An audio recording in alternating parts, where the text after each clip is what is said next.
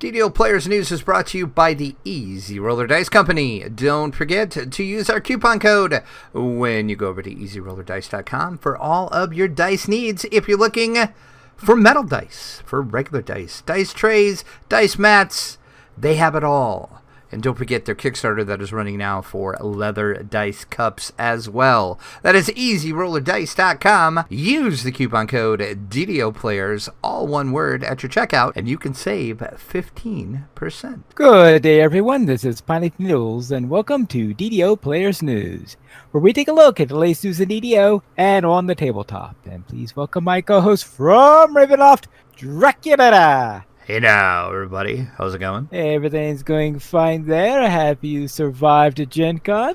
Barely. Barely, yeah. There are too many events during the daytime, I guess. I don't know what day it is. I don't know where I'm at. It's so... Gen Con fog is heavy in the brain, yeah. Gen Con was amazing as always. It's really, really tiring. And I heard that there is some really towering news at Gen Con. I like what you did there, Pine Leaf. Yeah, of course, we kind of teased it because Standing Stone Games kind of teased it. They had the official meetup at the Social on McCree, and they said, hey, we're going to announce something big. Well, that something big is a new expansion and tieflings coming to DDO. Cue the hollow chorus for the tiefling.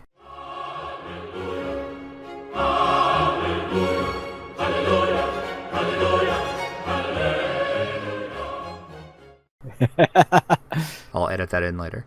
Yes. Tieflings finally coming to DDO, but not that. Just an expansion.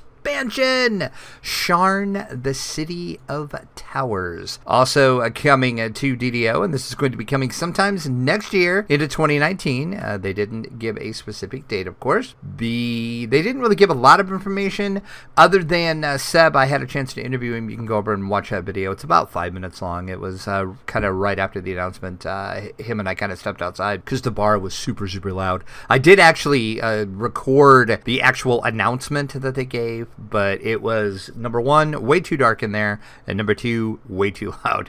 So we decided to go outside and do just a little impromptu interview. But yeah, the Sharn, City of Towers, going to be coming out sometimes in 2019. It's the opportunity to hobnob with the higher society in Sharn.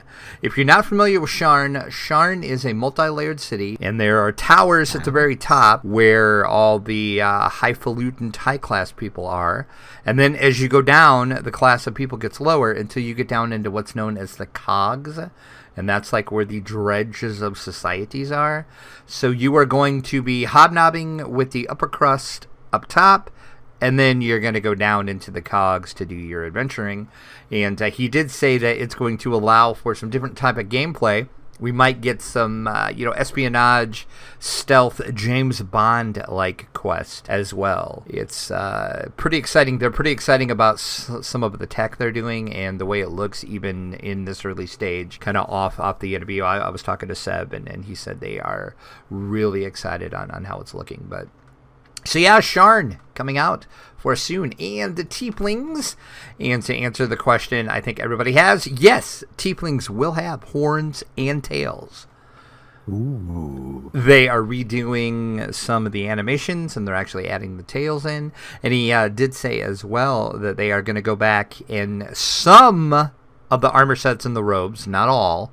They are going to redo so it will reflect the horns and the tails as well.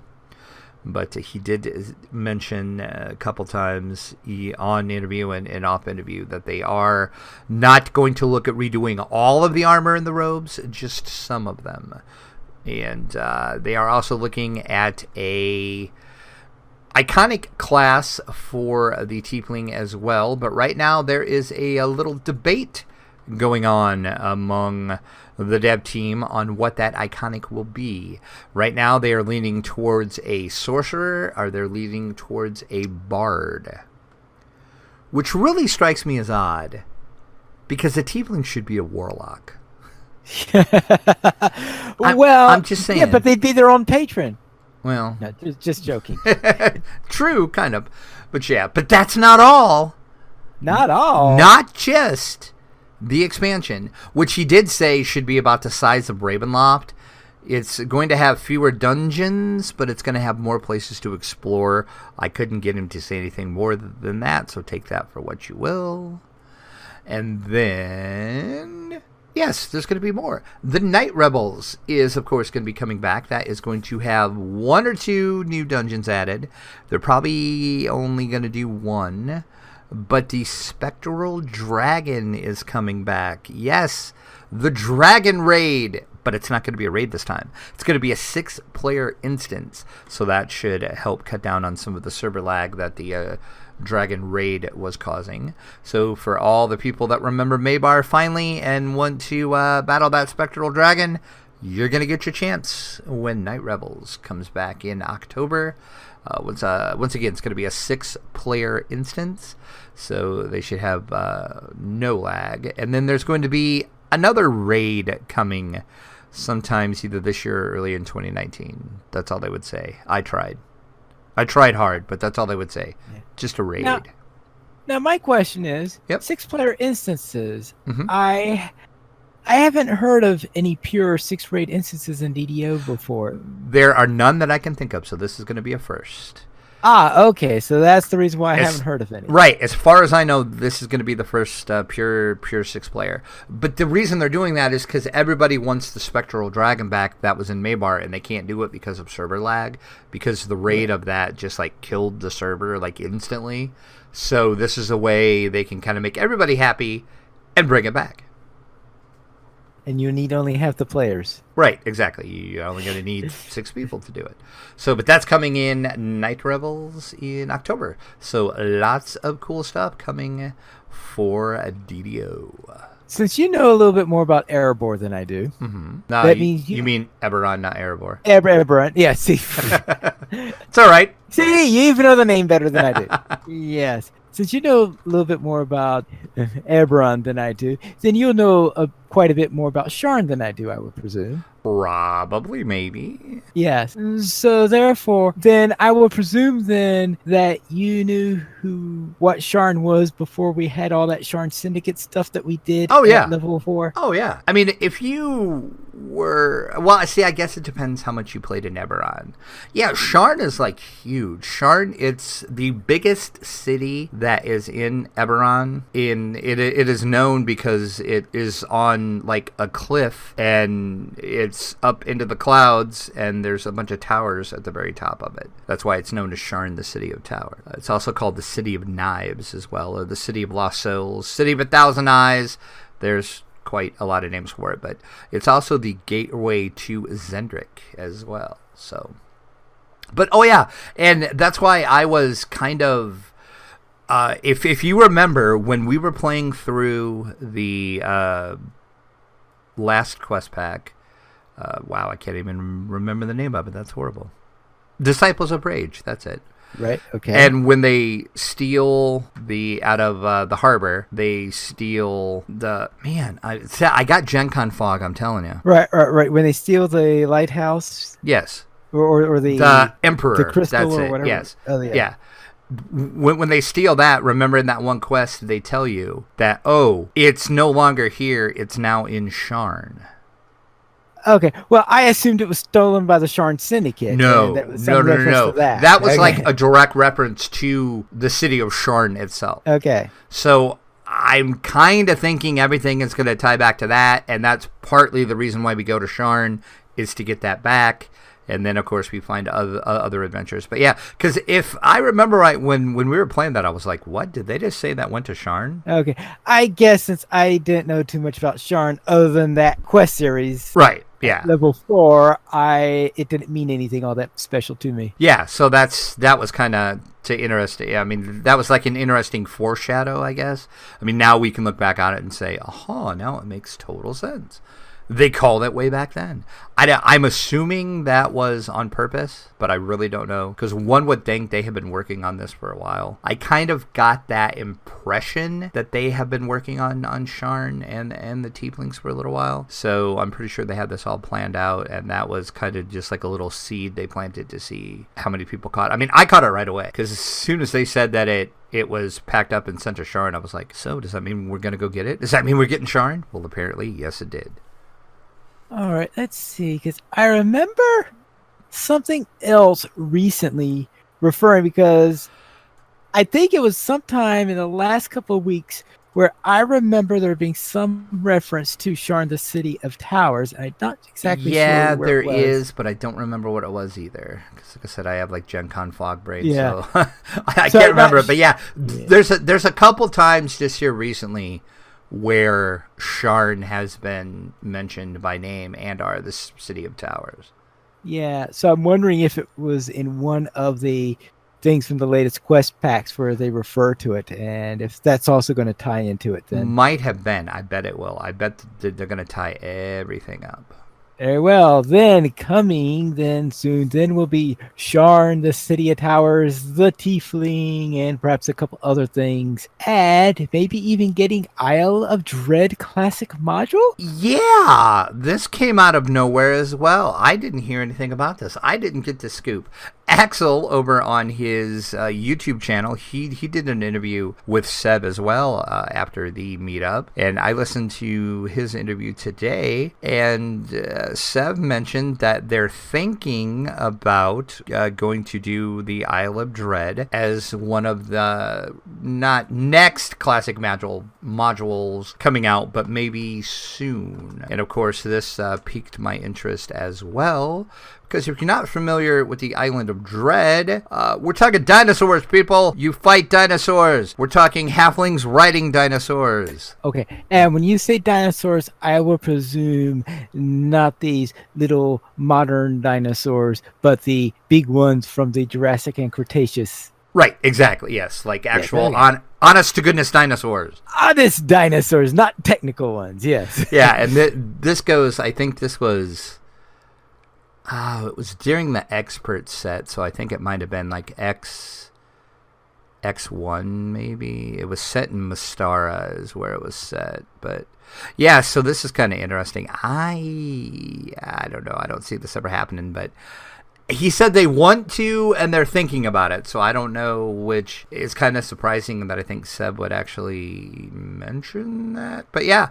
So if you're a fan of Island of Dread, stay tuned. We might be getting that. Halflings on dinosaurs? Who doesn't want that? I don't know, because I just remember that there's this. I just remember this swamp in World of Warcraft where you're spending all your time trying to not be seen by the T-Rexes that are in there. That would pretty much what this will be. It's like, oh, look, I stepped in here. Oh, I died from a big giant dinosaur. This is not fun. But then let's head into Update 39, Patch 1. We have some release notes where they have done a little tweaking, such as enhancements that the Occult Slayer's 4th tier Wisdom enchantment no longer crashes your UI. You know, that sounds like a good thing. I was going to say, anytime a enhancement tree will crash your UI, that's never good. And on the Falcony, right, to fix an issue that was causing Falcony attacks to stop movement. Have you noticed that, or haven't you used your Falcon attacks yet? I haven't figured out how to do Falcon attacks yet. You might not have enough into the tree, because I think, if I remember right, that is like pretty deep into the tree. Okay. That would make sense then. And of course, this is a character that started in a completely different tree and just started fighting falconry. Very well. The War Priest and War Soul, the first rank of Inflame now works. Okay, well, that's good to hear. Again, always good things to have your new thing work. And Radiant Flourishes light damage now applies to more creatures. And Divine Vessel now adds stacks of Divine Conduit more readily. And they also pick some icons into Vistari Knife Fighter, Battle Engineer, Beacon of Hope, and Angel of Vengeance. So therefore, fix some icons. So what's up with the items?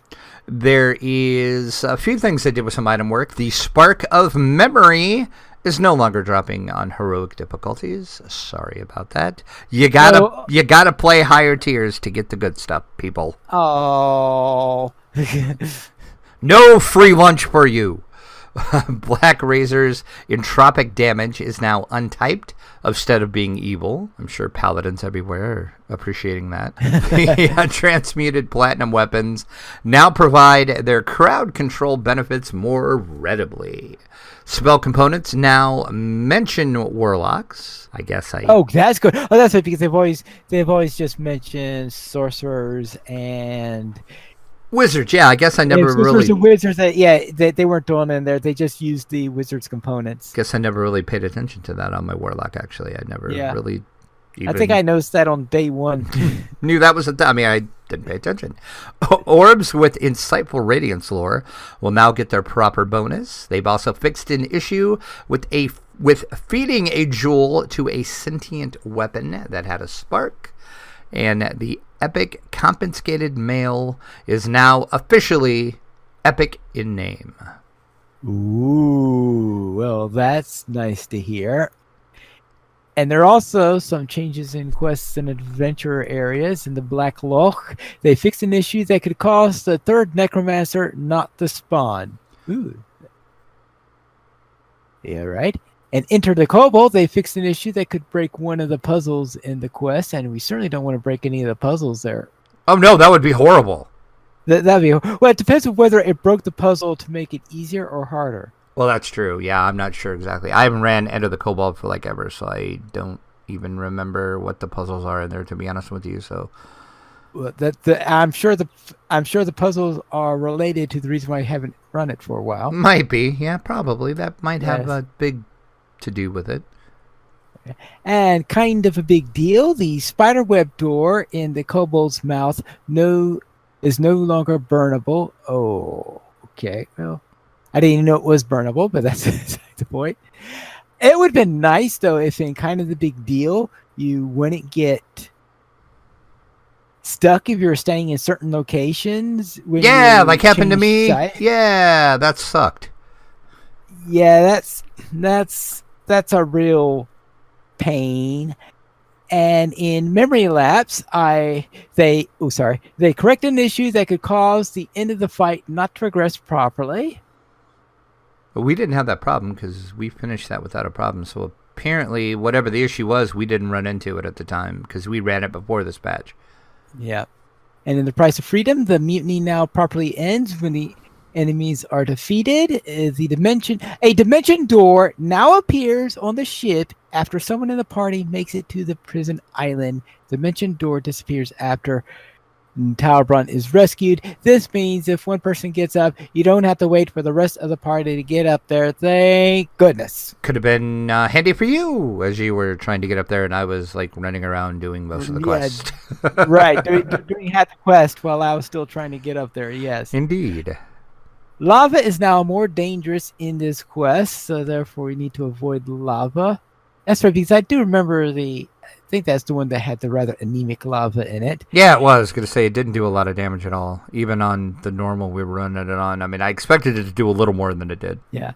And the Warden's Lair is now warmer on epic difficulty. And then in White Plume Mountain, the Burton Snarler chest is now locked until they are defeated. Well, yeah, you don't want people opening up the chest when the boss is still alive. Again, no free lunch for you. Darla no longer creates a boss vampire on epic hard. Well, I'm sad. We need boss vampires because vampire. Then it no longer creates a boss vampire on.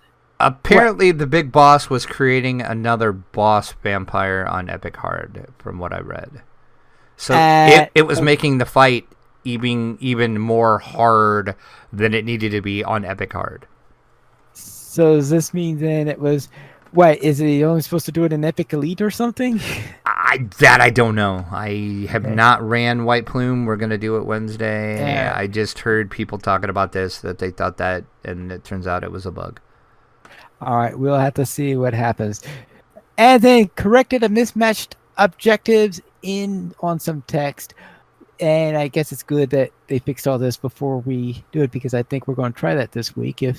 We are. Nothing weird happens? Yes. And what are the miscellaneous updates? Okay, this one made me laugh. Fixed an issue that was causing the DDO game client to crash on OS X. Soulstones will now drop in a place before teleporting when you use the /duck command. Okay. And they also corrected some loading screen issues with Mask of Deception, Ascension Shaper, and Repossession. So there you go. That's our update. That came out last Thursday, apparently. I was at Gen Con, so I didn't know anything about this until today. And I'm like, oh, look, there was a patch. Then let's head into the DDO Chronicle issue 294, where it looks like we have the Council of Afridi.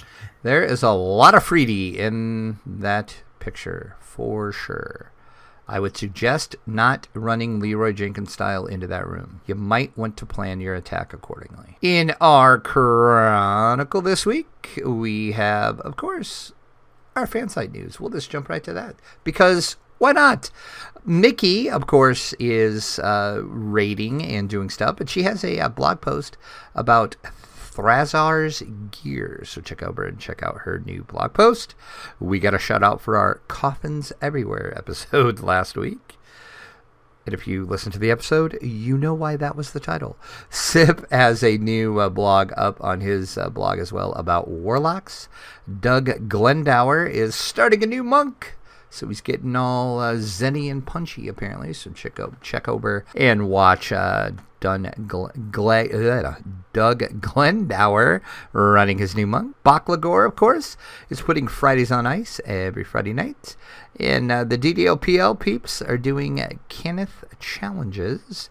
Don't know why they would want to do that, but hey, it's their choice, I guess. And finally, Tone Station is exploring White Plume Mountain. And of course, the screenshot of the week. Airship Pirates hold the dance party to celebrate in the 376 DDO screenshot of the week. Grumble Gravelson sent that week. Scott shot in. And it's pretty much a dance party, and looks like a bear's even getting in on it too. So, Okay. and of course, we have our Chronicle comment. How many past lives does your current character have? This might. Well, what's your definition of current character? Since a lot of people have more than one current character. That's exactly it. Is it like the current character you're playing at the time? Or is it like your newest character? Exactly. Define current character. Well, if we go by the number of past lives, my character with the most past lives has, the number would be 1. All my other characters have 0. Mine are all the big goose egg. The big 0. Yeah. Yes, I know. I suck. I'm a noob. I know. Get over it. Yeah, and of course, the one that does have 1 past life is the one that's the half monk, half warlock, half useless. That's the one you got like nerfed hard on both sides. So you're like, you got nerfed we're starting hard over on 2 sides, and that character has been super stagnant, and I just had little motivation in getting past that. So therefore, I've been at level 16 on that character, I think, for at least 6 months, maybe a year. So yeah. And that is our DDO Chronicle this week. Then let us head into our store sales. And is there anything really nice on sale? Yeah, actually, not bad. Through August 9th, you can save 25% off Adventure Packs and XP Elixirs. More XP is good XP. And your weekly coupon code is going to get you the Scroll of the Longstrider. You'll get 10 of those scrolls when you use the easy-to-remember coupon code Longstrider. Now through August 9th. And before you ask, Pine Leaf, because I know you're going to ask me, that will increase your base run speed by 15%. By 15%? Yes. Okay, that's nice to have, especially when everything feels like it's going too slow. Then let's have a look at what's on the tabletop, where it looks like that Restoration Games has announced that we are going to be returning to the Dark Tower. Yes, they did. This announcement was one of the gabillion and 5,737.2 announcements that were made at Gen Con. I just made that number up. I don't know if it's right or not. I'm just going to go with it. But look for a bunch of posts coming soon with videos and other announcements, because I'm way behind in tabletop news, folks. So you're going to get a lot of it in the next week or so. Restoration Games, I should say, as you said, did announce at the Dice Tower live event that was held at Gen Con that they are returning to the Dark Tower game. And people cheered and people were happy. And I was like, what the heck is the Dark Tower game? I swear I do not remember this game. I went on YouTube, I looked it up, and I still don't remember this game.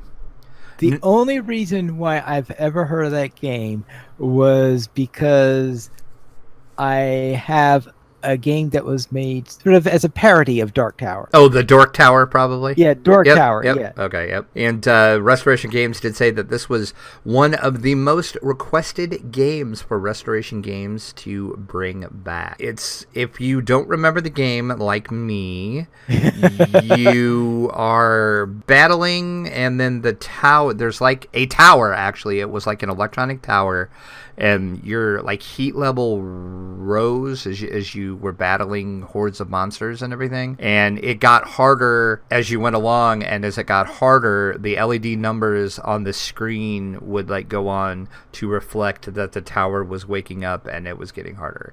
Like I said, I had to go on YouTube to see this game, and I still don't remember this game. But now my friend said he played it at his babysitter's, and he loved this game. And there was so many people excited about this. So it'll be interesting to see what Restoration Games does with it. I mean, they've done wonderful things with all their other games. So I'm sure this one will be just as spectacular. So if you love the Dark Tower game, it's coming back in all of its glory. Still, don't remember this game whatsoever. After I looked it up on YouTube, I looked up some of the TV commercials for it. I kind of sort of remember seeing some of these commercials when I was watching Saturday morning cartoons, because the commercials were like cheesy as all get out. So I slightly remember seeing the commercials, but I sure never played the game. Oh, yeah. Ah, yes, the cheesy game commercials from...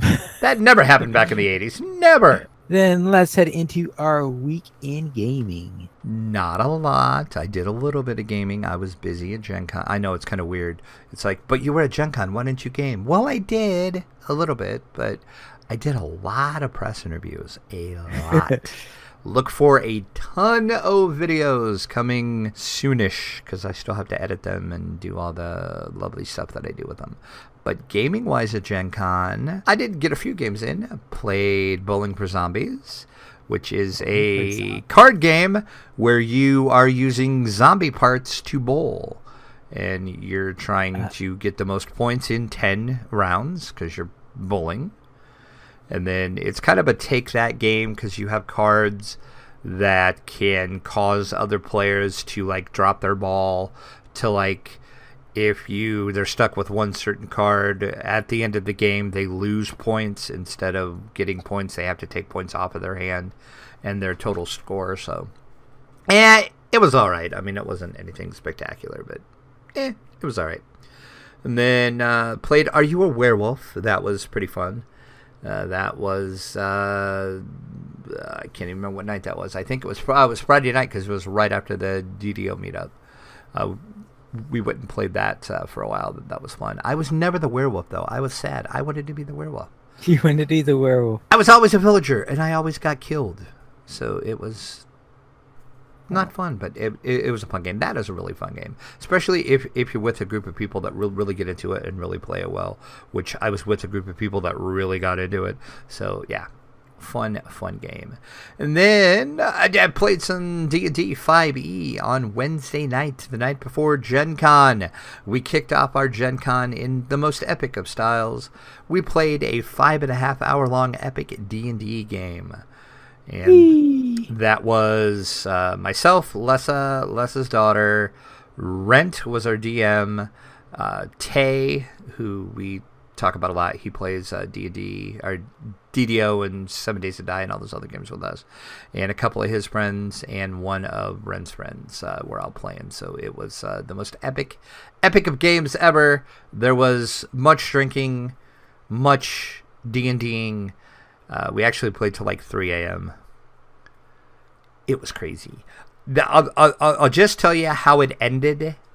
It ended with 4 fireballs in a room of our own party, and then it ended with my warlock and a wizard exchanging fireballs at each other, trying to kill each other. That's how our game ended. Insanity all throughout, but that's how it ended. So just imagine the build up to that. Yeah. Yeah, it was a great way to kick Gen Con off, but I was tired the next day. But it's cool because I had to get up like really early to get my press badge the next day, so I was like, it's too early. But that's what Gen Con's for, right? But yeah, as I said, look for a lot of posts, a lot of videos coming soon over on the site as soon as I get around to editing all of said items. So how about you, Pine Leaf? What did you do? I assume you played more games than I did. We'll have to see. Now, on my Dragonborn Artificer, first what I did with you, we played Memory Lapse and Another Man's Treasure. Then I also recorded a rerun of Kind of a Big Deal, where I was running that through solo, and I wound up standing apparently in the same position that you did when we changed size. So I got stuck, and so I had to use the /duck command to get out of that. And this was after the update. You had something to say? Well, I was going to say, yeah, what happened to me is if you're familiar with that quest, I guess spoiler alert if you're not, towards the end of the quest, you will get turned big, because in that quest most of the monsters you're fighting are like giant monsters, and you get turned that way. Well, when it spawns you, because you click a thing and then it spawns you to get big, and it spawns you to like another section. When I spawned in the wall. I was stuck in the wall. I could kind of see around, but I couldn't move forward, or I couldn't jump. I couldn't do anything because I spun my camera around and I was in the wall. So okay. Is that where you spawned? No, I was spawned in an area that was enclosed by 2 pillars, and since there was a stalactite just in front of that location, it was impossible to jump over that. So I was completely hemmed in by those 2 pillars, or whatever those things were. I guess whatever those things that were on the side, what you call those.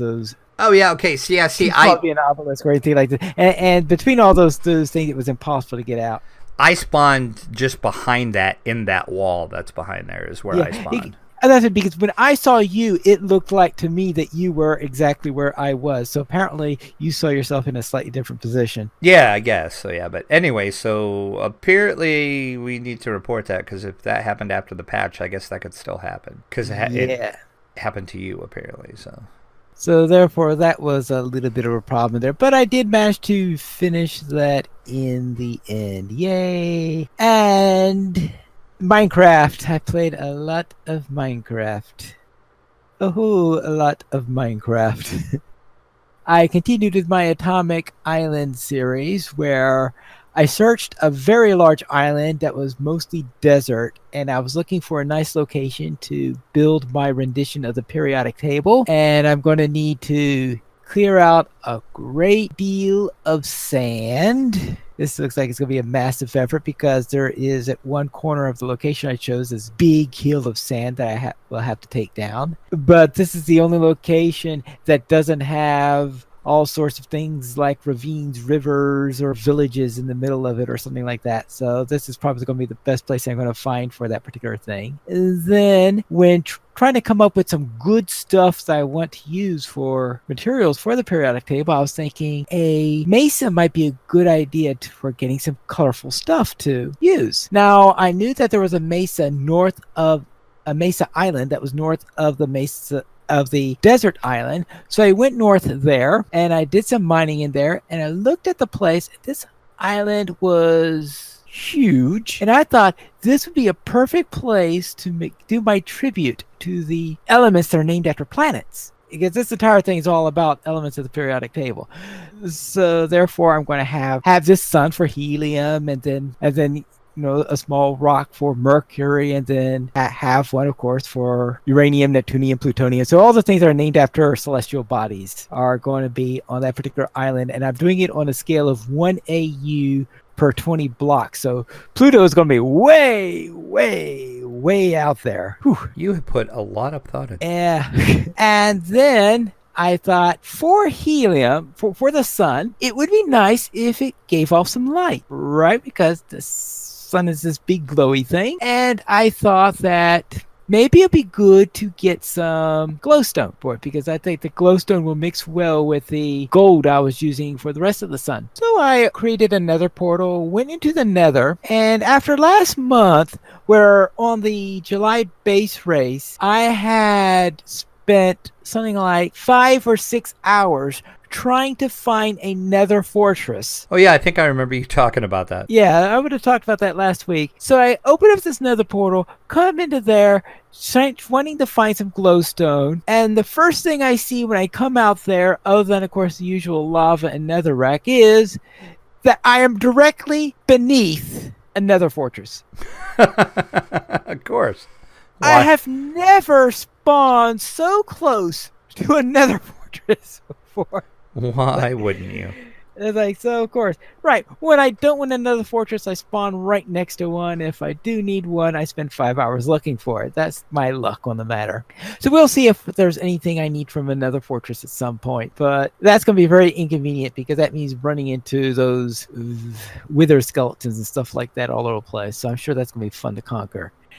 Then back onto the base race, I started the August base race, and this is going to be the time challenge. And in this, the object then is that every 20 minutes that you're running this, it's going to teleport you back to the base. And as far as I know, there's no other way back to the base, because they put you way up in the air, you jump into a whale hole that teleports you down to where you're going, and there is no way back that I know of. So therefore, 20 minutes later, or actually, 20 minutes after the last time the clock reset, you get teleported back to the base. So every 20 minutes, you get teleported back. So that's being quite an adventure, going into there, seeing what I can do in the time I have allocated. That would be an adventure in itself. Yes. And of course, I always have challenges enough in trying to Yeah, that you get do. through the base race, because I've done the base race twice before. The first time it took me 12 and a half hours, and the second time it took me something like 10 and a half hours, 11 hours. Now, this is something that in theory you're supposed to be able to do in 2 hours and 40 minutes. Okay. Yeah, and I don't know how many. Now, I've heard, though, that there are a number of people who do base race who don't care how many episodes they take, though. And then we have Baker Bell, who says, all right, I'm not doing too well this month. Oh, okay. Took me almost 2 hours. Right. Thank you, Baker Bell. So therefore, let's see how long it takes. I've already had one snafu where I messed up one of the recordings of the episode, so my episode 2 is going to be AWOL. But just a little trip into a swamp anyway, picked up a couple of items. So we'll see if I can find anything and see if I can actually find all the items. And probably my biggest challenge is that I tend to be a little bit on the risk-averse side, which means that I don't hang around too much in the dark. And as a result, I haven't run into any skeletons yet, and I am going to need a few things from skeletons if I'm going to complete this. We'll see what happens. I'll probably spend 5 episodes trying to look for skeletons or something like that. We'll see what happens there. We currently have 20 supporters on Patreon. If you'd like to help support DDO Players, simply go to the donations page where you can support the Players Alliance on Patreon. There you'll find rewards, including a mention on the podcast of your choice, or you can be a guest with us for an episode of DDO Players News. And if you have any ideas for new and exciting patron rewards, then email Dracula at track@ddoplayers.com. And once I recover from Gen Con, I'm going to start updating those Patreon rewards. I promise. And if you have to send us an email for any other reason, you could send the email to podcast@ddoplayers.com.